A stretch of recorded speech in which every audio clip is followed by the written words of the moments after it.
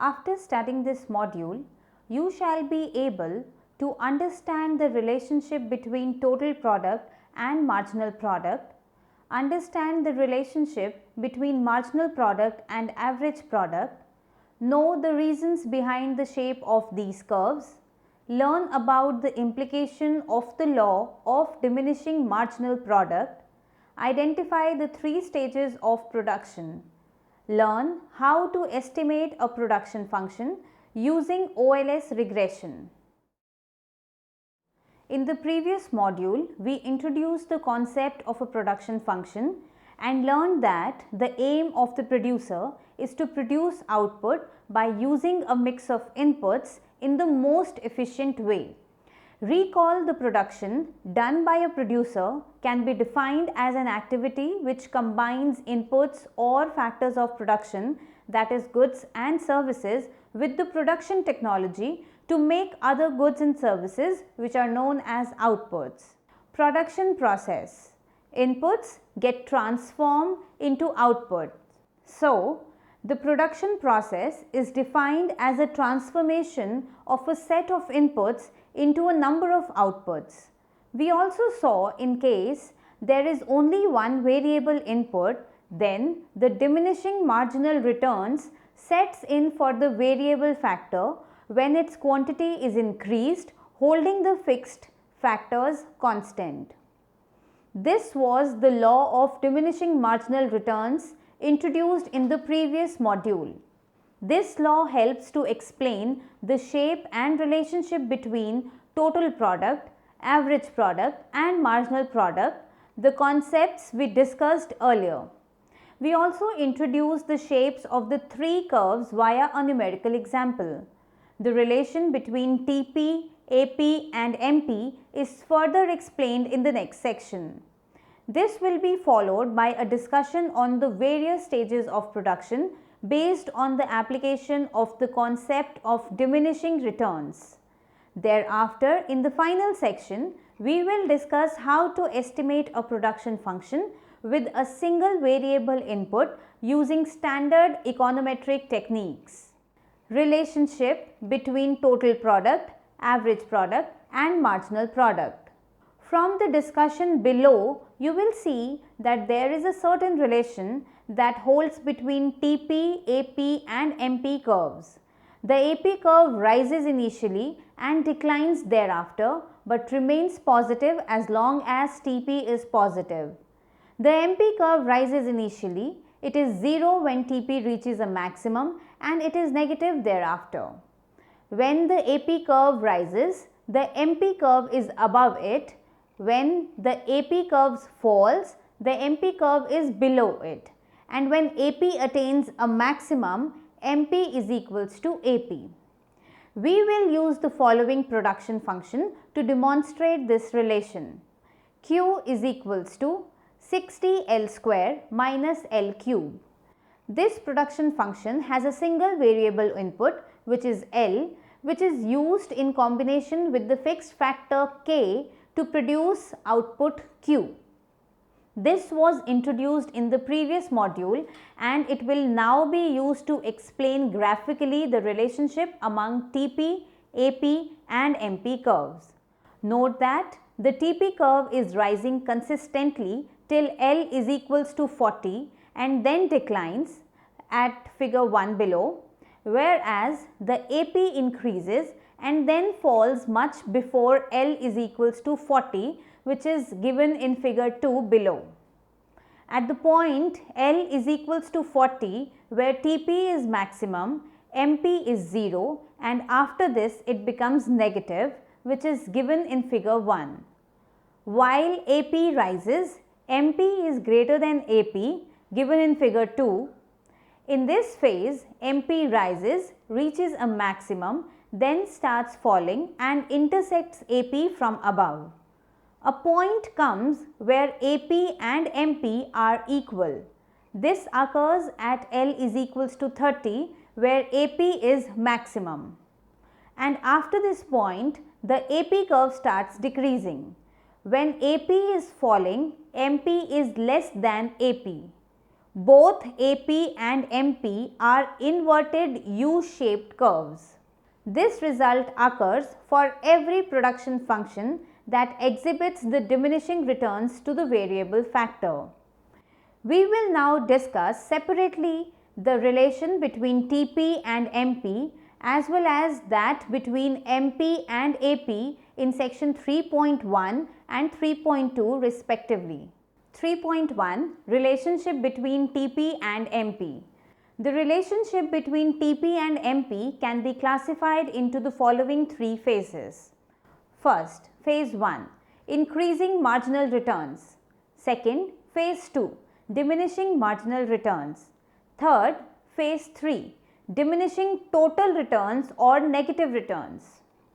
Figure 1, relationship between total product and marginal product of labor.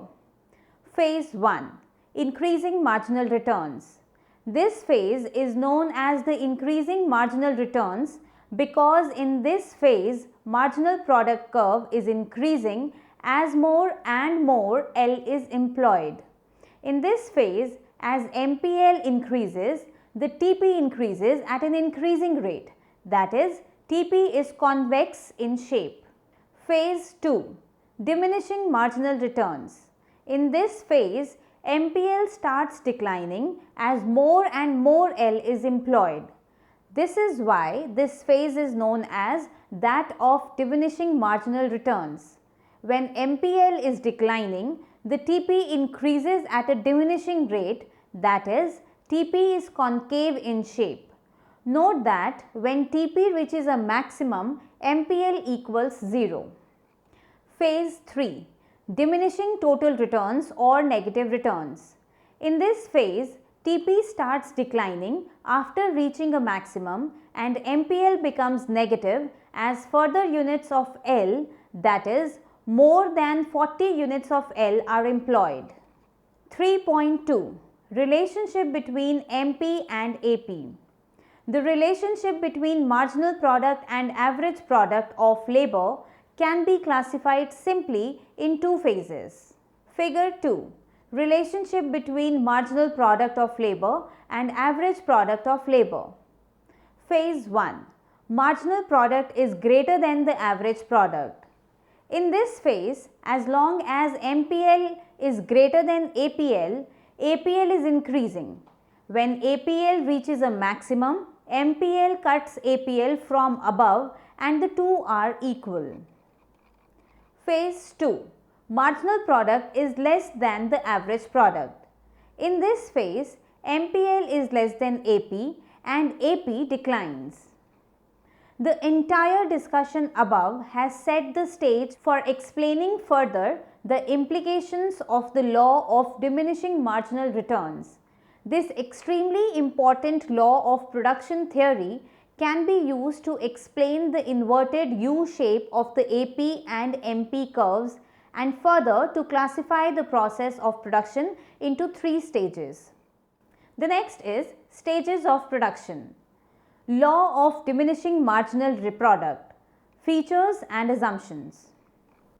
The law of diminishing marginal returns or marginal product that was introduced at the end of the previous module essentially explains how output will change in short run when one variable input is changed, keeping all other factors of production unchanged or fixed. This law is also known as the law of variable proportion.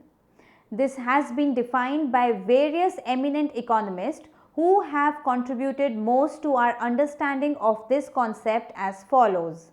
According to G. Stigler, as equal increments of one input are added, the input of other productive services being held constant, beyond a certain point, the resulting increment of product will decrease. That is, the marginal product will diminish.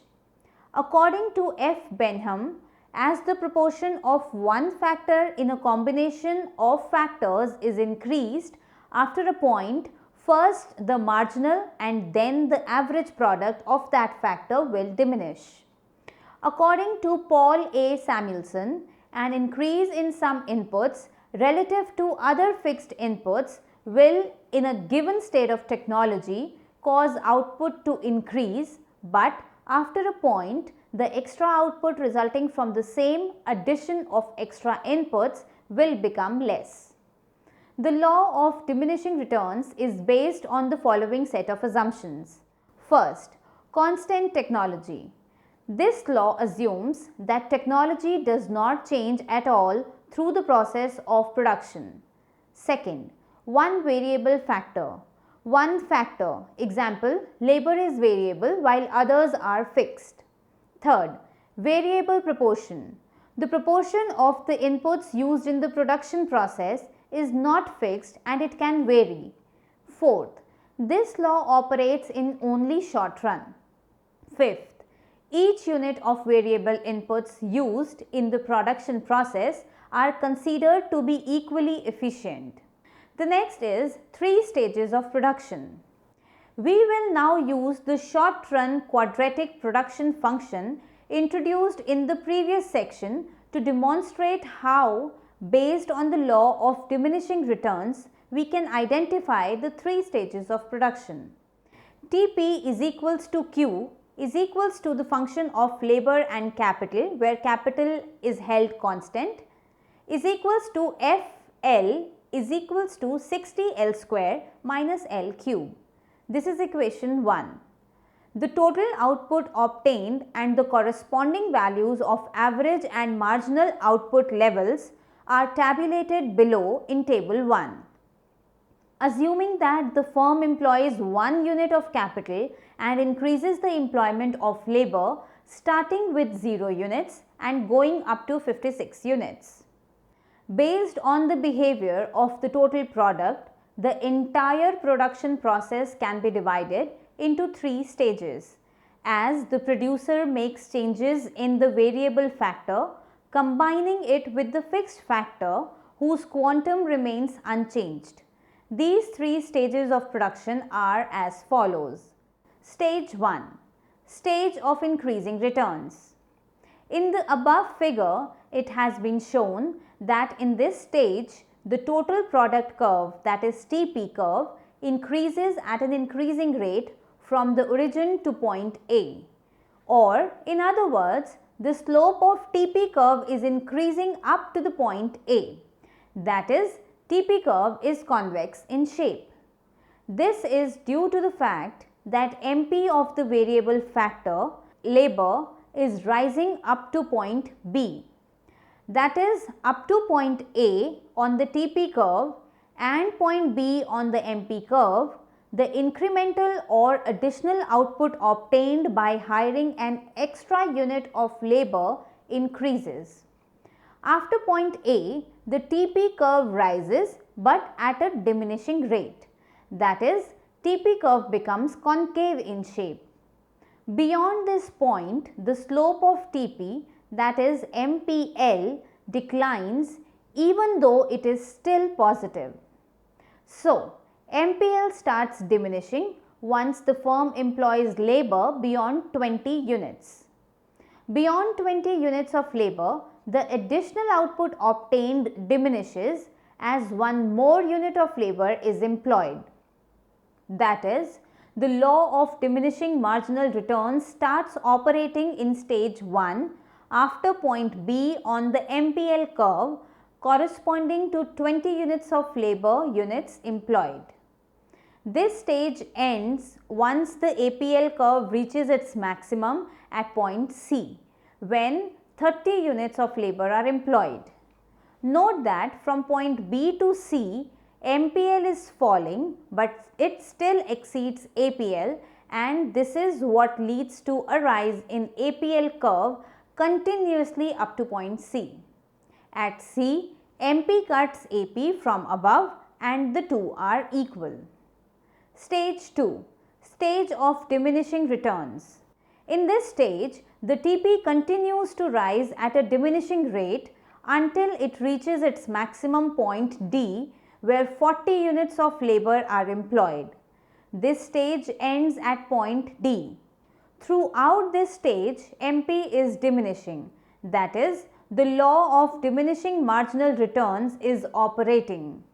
Note that both MPL and APL curves decline in this stage, however, both remain positive. Also, note that when AP is declining, MP is less than AP.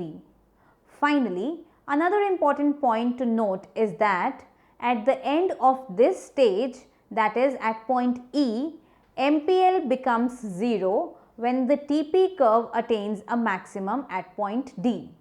Stage 3. Stage of negative returns. This stage sets in after point D when the total output starts diminishing with increase in labor input beyond 40 units. Clearly, there are far too many units of the variable input at this stage given the fixed amount of the other input, that is capital in this case. That is, in this stage, increase in the variable factor leads to a downward sloping TP curve. Note, at this stage, MPL, which is the slope of the TP curve, is negative, and that is why this stage is known as the stage of negative returns. An important question to be asked here is at which stage should a rational producer operate? To answer this question, let's start with stage 3 and ask, will the producer operate in stage 3? Note, a rational producer will never choose to operate in stage 3 where MPL is negative. This is because he can always increase output by reducing the amount of variable factor employed rather than produce at this stage. After all, the producer can always stop hiring labor at the end of stage 2, where MPL is equals to 0 and where he will maximize TP. This way, he can achieve the maximum utilization of the variable factor, which is labor in this case. Now consider stage 1. A rational producer will never operate to left of point B on the MP curve or to the left of point A on the TP curve. This is because up to point B, MP is increasing and correspondingly output is increasing at an increasing rate. However, after point B, MP is diminishing even though AP is still increasing. This indicates that the fixed factor is still relatively underutilized, as by hiring more variable input, there is a scope for increasing the average output further. If the wages payable to the labor is less than the APL, then the producer would increase production by hiring more labor at least till the point C where APL is maximized. So, at this point, the fixed factor is, in a sense, being fully utilized. In fact, the producer can also decide to produce in stage 2, where AP and MP are declining, but MP is still positive. The price of the variable factor will be the deciding factor for the number of units of labor hired and hence for the exact point of production in this stage. You will have a clearer idea about the optimal production decision of firms once we introduce the notion of cost of production and firms' decisions to maximize output while minimizing the cost of production in the next module. Note that throughout this analysis, we assume that the producer faces no demand constraint.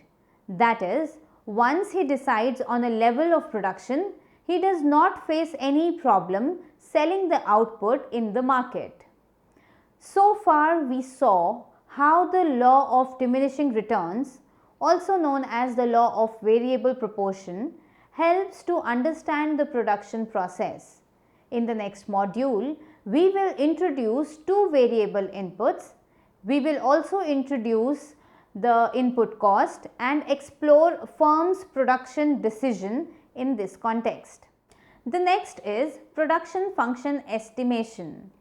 So far, we have introduced a production function with a single variable input. We specified some functional forms of production functions in the previous module, such as a simple linear production function, which is Q is equals to A into L, a production function with diminishing returns, that is Q is equals to A into L to the power B, where 0 is less than B is less than 1, etc. Firm level data on production, that is Q, and on the unit of variable factor, that is L, employed as given in table 1 above, can be used to estimate a production function using the ordinary least square, which is also known as OLS regression model. The estimated coefficients would provide important insights into the nature of firm's production process. For example, whether or not there is diminishing factor returns and so on. In what follows, we will use a particular example to demonstrate how this can be done. Consider a cubic production function given by Q is equals to A into K cube into L cube plus B into K square into L square. This is given as equation 2. In short run, we consider K to be fixed factor which is held constant at K hat units, and L is the variable input, so that this function becomes Q is equals to K hat cube into L cube plus B into K hat square into L square, or Q is equals to A into L cube plus B into L square, where A and B are both in capital in this case. Here A is equals to, that is capital A is equals to A into K hat cube, and capital B is equals to B into K hat square, and both capital A and capital B are constants. Note, for this production function, APL is equals to AL square plus BL, and MPL will be equals to 3 into AL square plus 2BL. From the first order condition for maximization of AP and MP, we obtain MPL is maximized at L is equals to minus B by 3A, after which diminishing marginal returns sets in. APL is maximized at L is equals to minus B by 2A, after which APL starts to decline. Note, the above is subject to the condition that A is less than 0, that is, small a is also less than 0, where capital A is equals to small a into K hat cube, and B, that is capital B, is greater than 0, that is small b is also greater than 0, where capital B is equals to small b into K hat square. Now, suppose there is a small plant producing a certain good and the manager would like to estimate the production function as well as the marginal product of labor. To estimate the cubic form of the production function, we transform the cubic equation 3 into the linear equation, that is Q is equals to AT plus BV, where T is equals to L cube and V is equals to L square. Since this cubic function did not have an intercept term, we estimate a constrained OLS model without a constant term so that the regression line passes through the origin. The model is estimated using 40 observations and the following coefficient estimates are obtained, which are given in the following table. From the low p values, it is clearly evident that both the variable t and v are statistically significant at the 1% level of significance and have the expected signs. So, the estimated cubic cost function is Q hat is equals to minus 0.0047 into L cube plus 0.2731 into L square. From this, we can obtain the marginal product of labor as follows, assuming K hat is equals to 1. MP hat is equals to 3 into A hat into L square plus 2 into B hat into L, which is equals to 3 into minus 0.0047 into L square plus 2 into 0.2731 into L, which is equals to minus 0.014 L square plus 0.5462 L. From this, we can calculate the level of employment after which the diminishing marginal return sets in is L is equals to 19.36. We can estimate average product of labor as follows, assuming K hat is equals to 1. AP is equals to A hat into L square plus B hat into L, which is equals to minus 0.0047 L square plus 0.2731 L. Can you calculate the level of employment at which APL is maximized? Hint: this occurs at L is equals to minus B by 2A. The model has a high R square, indicating that the cubic production function is a good fit for the given data for the firm. Also, we find that this production function displays the diminishing marginal returns to labor. Summary: let us now learn what we have studied in this module. The production function requires both fixed as well as variable factors to produce output. The shape of TP, AP and MP differs in the different stages of production. When marginal product is greater than the average product is increasing, and vice versa. When average product is at its maximum, marginal product equals average product. When total product is maximum, marginal product is 0. The law of diminishing returns, which is also known as the law of variable proportion, states that after a certain point, when additional units of a variable input are employed, holding the level of fixed inputs unchanged, the marginal product of the variable input declines. The law of variable proportion can be used to identify the 3 stages of production in the short run. Simple OLS regression technique can also be used to estimate a production function.